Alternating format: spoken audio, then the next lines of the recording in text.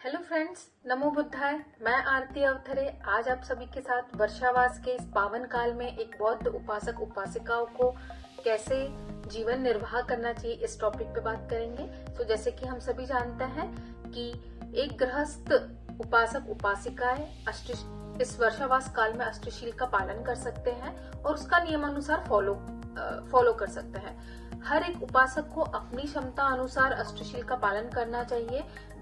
वो एक दिन के लिए अष्टशील उपोषित रख सकते हैं या फिर 8 दिन के लिए अष्टशील उपोषित रख सकते हैं या फिर एंटायर 3 मंथ्स के जो काल है उसमें भी हम लोग अष्टशील का फॉलो कर सकते हैं। जैसे कि बौद्ध धम्म में कोई भी धार्मिक कार्य स्टार्ट करने से पहले हमें अपने धर्म गुरु से जाके याचना करनी होती है। वैसे ही अगर आपको वर्षावास में अगर आपको अष्टशील का पालन करना है, आप उपोषित लेने के लिए रेडी है, सो आपको एक विहार में जाकर धर्म गुरु के सामने क्षमा याचना करनी होगी एवं अष्टशील याचना करनी होगी। अगर आपके पूरे जीवन काल में अगर आपने कभी भी प्रवज्जा संस्कार लिया है तो आप घर में रहकर भी भगवान बुद्ध की मूर्ति के सामने बैठकर याचना लेके अष्टशील ग्रहण कर सकते हैं। पर अगर आपने कभी अपने जीवन काल में प्रवज्जा संस्कार नहीं ली है तो आपको विहार में जाके धर्म गुरु के सामने अष्टशील की याचना करनी होगी। सो फ्रेंड्स, अब हम जानेंगे कि अष्टशील में 8 शील कौन से हैं और उसका अर्थ क्या है। सबसे पहला शील है पानातिपाता वेरमणि सिक्खापदम समादियामि, जिसका अर्थ है कि मैं किसी भी तरीके की प्राणी हिंसा से विरत रहने की प्रतिज्ञा लेता हूँ। दूसरा शील है अदिन्नदाना वेरमणि सिक्खापदम समादियामि, इसका अर्थ है मैं किसी भी तरीके की चोरी करने से विरत रहने की शिक्षा ग्रहण करता हूँ। चोरी इन द सेंस ना ही सिर्फ किसी के सामान की चोरी बल्कि किसी से कोई भी चीज विदाउट परमिशन लेना भी चोरी कहलाया जाता है। इवन भगवान कहते हैं कि अगर एक पत्नी अपने पति के पर्स से बिना पूछे भी पैसे निकालती है तो उसे भी चोरी ही कहा जाता है। सो इसलिए बिना पूछे बिना परमिशन के हमें किसी की चीज को लेना नहीं है, किसी की चीजों को हड़पना नहीं है।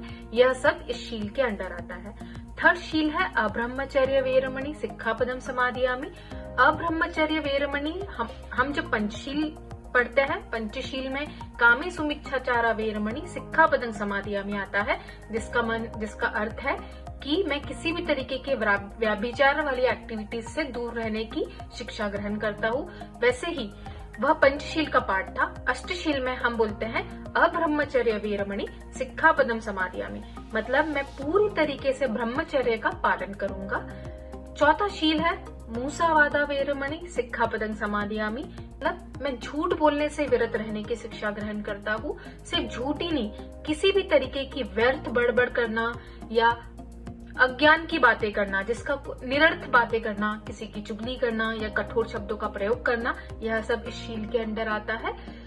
फिफ्थ शील है हमारा सूरा मेरय मज्जपमादठाना वेरमणि सिक्खापदं समादियामि, जिसका अर्थ है मैं किसी भी तरीके के नशीले पदार्थ, सिगरेट समझो या फिर आपका दारू सेवन करने से विरत रहने की प्रतिज्ञा लेता हूँ।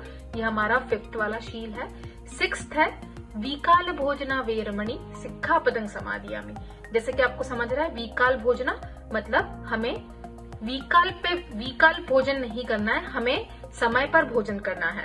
समय पे भोजन करना है एज इन हमें 12 बजे के पहले, दिन के 12 बजे के पहले हमारा भोजन हो जाना चाहिए।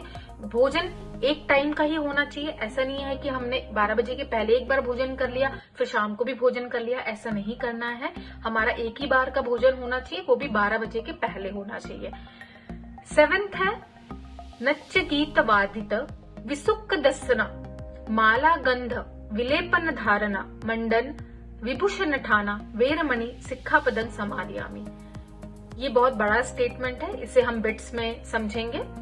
नच्च गीत वादित, नाच गीत।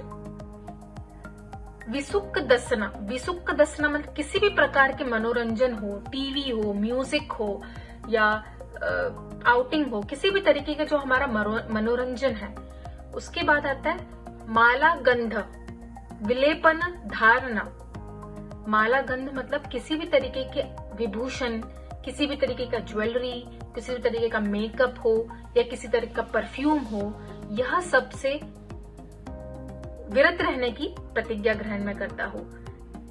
8वां शील है उच्च शयना महाशयना वीरमणि सिक्खापदं समादियामि, जिसका मतलब है कि मैं किसी भी तरीके की राजकीय ठाट बाट जो आरामदायक आसन होते हैं उस पे बैठने से विरत रहने की शिक्षा ग्रहण करता हूँ।